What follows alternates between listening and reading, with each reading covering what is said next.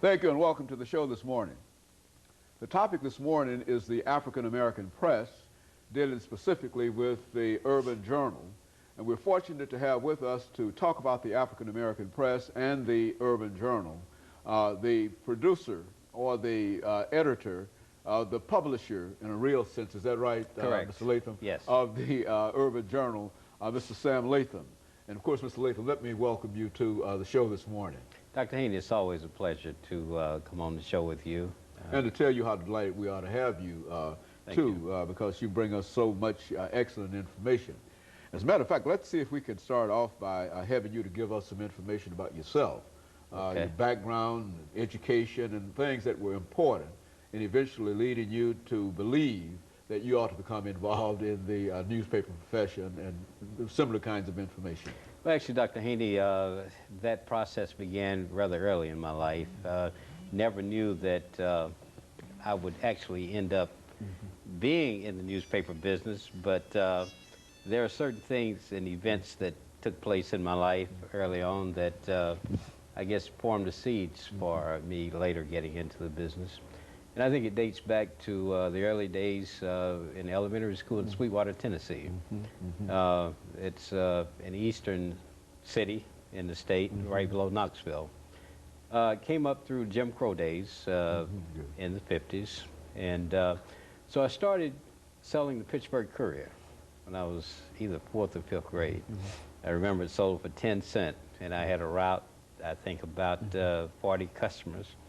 So I got half of that $4 that we sold the paper for. But more interestingly, I really became hooked on black news because we didn't have an opportunity to see what was going on in black America that much from East Tennessee. And to read about people covering the White House, an African-American reporter, to see all the things that were going on, the movement, the seeds of the movement was beginning at that time. And I had a cousin, Oscar Robinson, who played basketball, and it was a way that I could keep in touch with him when he was at the University of Cincinnati as a student. And so really became a big fan of black newspapers at that time. And went to high school there in Sweetwater. Was fortunate in a small city where you have really a very nurturing environment. My first cousin taught me English, and I found out I liked to write, although did probably better in sciences than I did in history or some of the other things. Did well in English, though. And coming to college, after graduating, went to Tennessee State University in 1964. And was a member of the first honors program that was instituted at the school, which was a real pleasure. And it was very rewarding being in that program because we had to do a lot of reading. We read books and discussed. We took the pro and con positions on various books, and that helped to, well, let's form a thirst or a thirst for knowledge. So even though I majored in biology, I remember my freshman year they had a writing contest, and I won a little contest for a short novel. And that sort of, but all this probably just went somewhere in the subconscious. It wasn't really a part of any specific design at that time.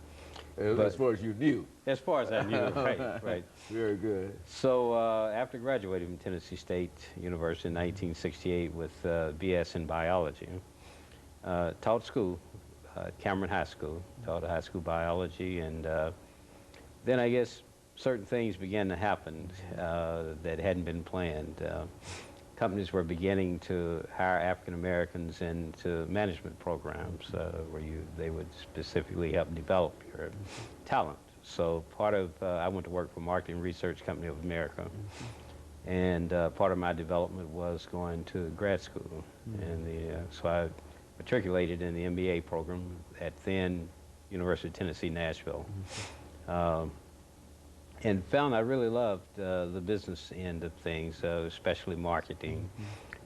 So working with Marketing Research Company of America gave me a great opportunity to find out about how businesses really plan their growth, and how you could really just decipher from the marketplace and almost predict what your business can do based on the demographics and psychographics of the people that are your target audience.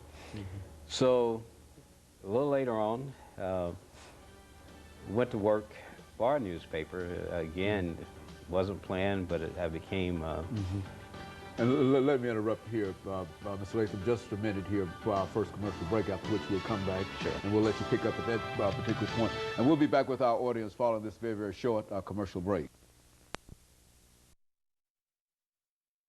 The topic is the African American